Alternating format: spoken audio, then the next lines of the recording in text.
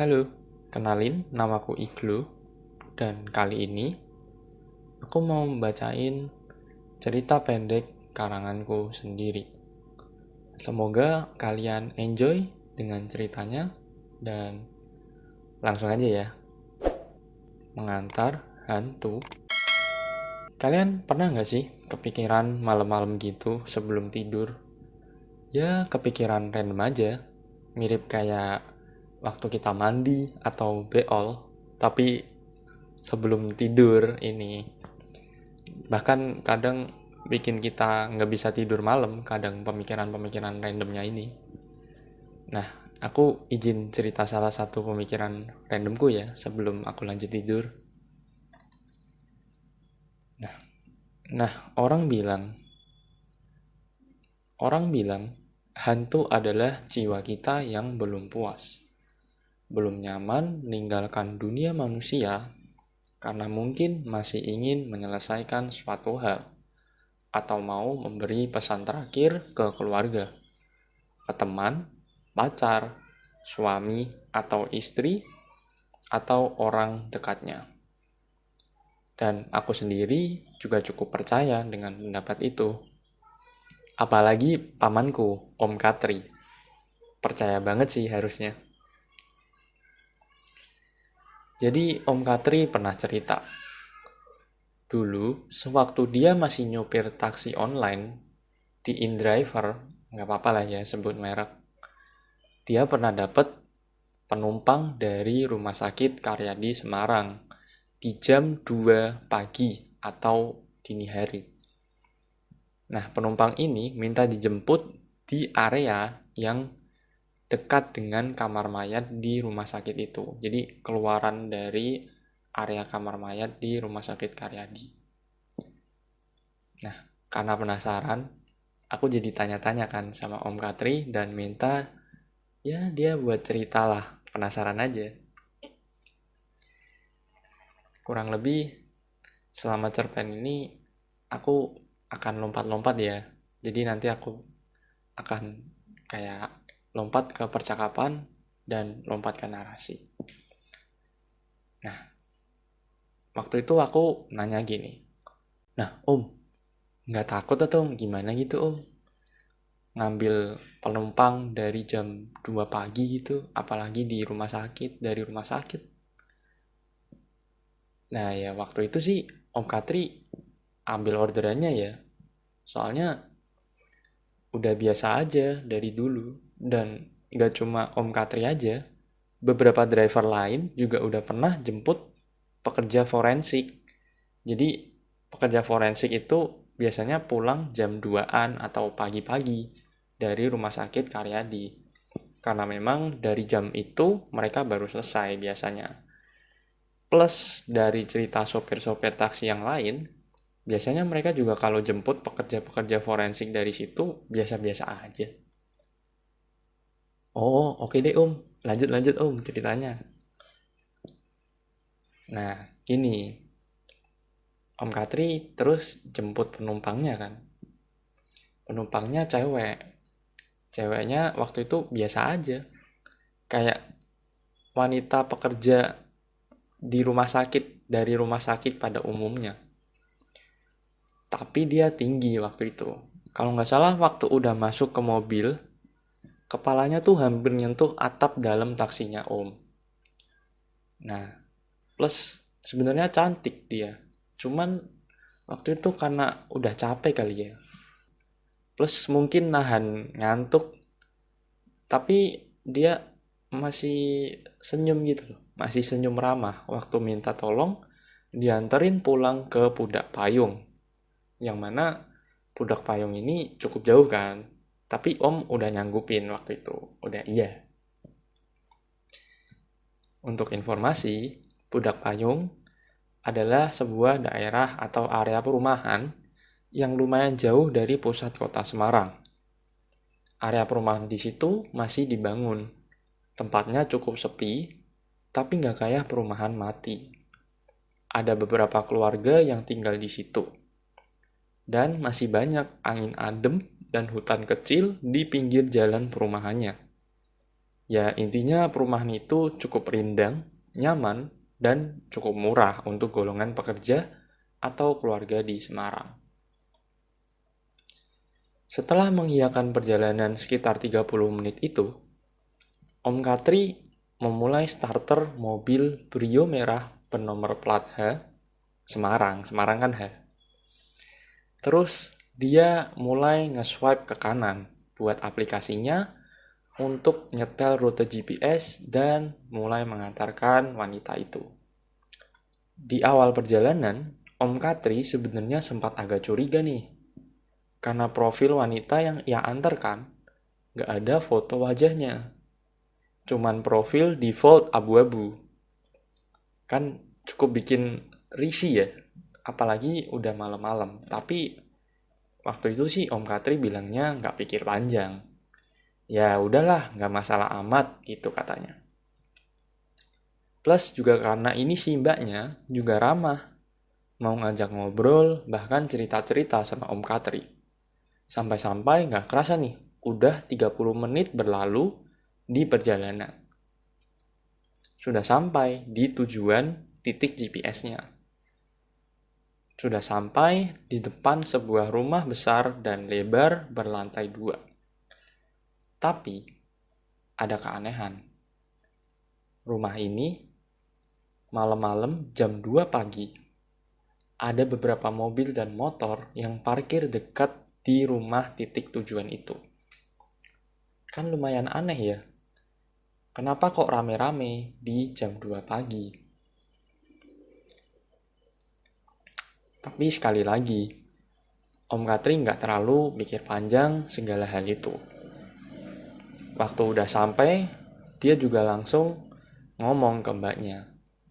Mbak, udah sampai. Mbak Mbaknya hilang. Mbak Mbaknya hilang. Loh. Om, bentar om. Kok? Nah, maksudnya gimana om? Kok bisa langsung hilang gitu? Si mbaknya? Lah, iya. Abis ku panggil, nggak balesin itu mbaknya. Terus aku nengok belakang kan.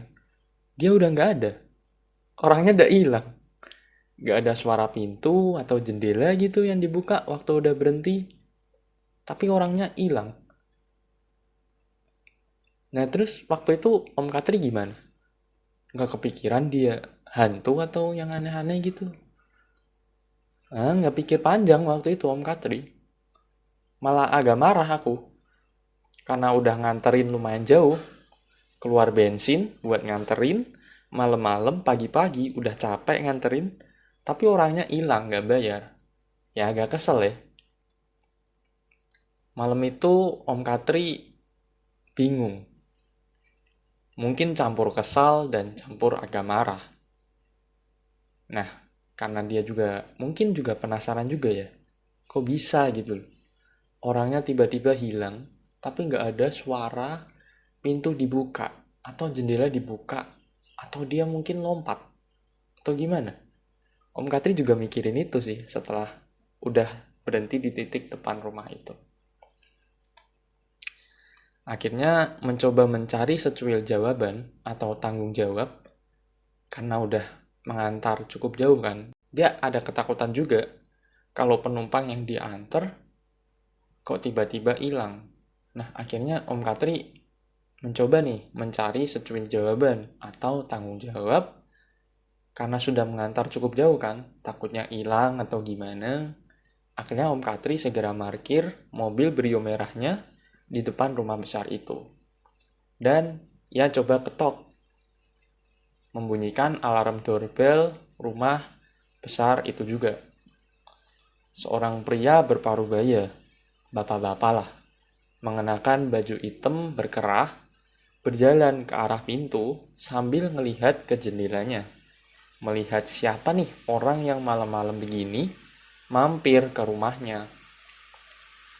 Setelah dibukakan, Om Katri pun segera menceritakan semuanya ke bapak itu. Ia juga menunjukkan riwayat pemesanan wanita yang hilang di aplikasi InDriver-nya. Ia menegaskan sekali lagi ke bapak itu, kalau dirinya udah nganterin orang, lebih tepatnya wanita ini, dari rumah sakit Karyadi ke alamat rumah ini. Udah sesuai titik GPS. Tapi orangnya yang diantar malah kabur, hilang gak bayar. Lah om, bentar. Sebelum lanjut om, aku ada penasaran nih om. Kok malam-malam jam 2 gitu, rumah bapaknya rame ya? Sama kenapa ya dia kok pakai baju hitam kerah gitu om? Nah sabar. Aku lanjutin ceritanya dulu. Terjawab nanti pertanyaanmu. Oke, lanjut om. Nah si bapak ini, mungkin karena kasihan sama om ya, akhirnya nyuruh buat masuk dulu aja.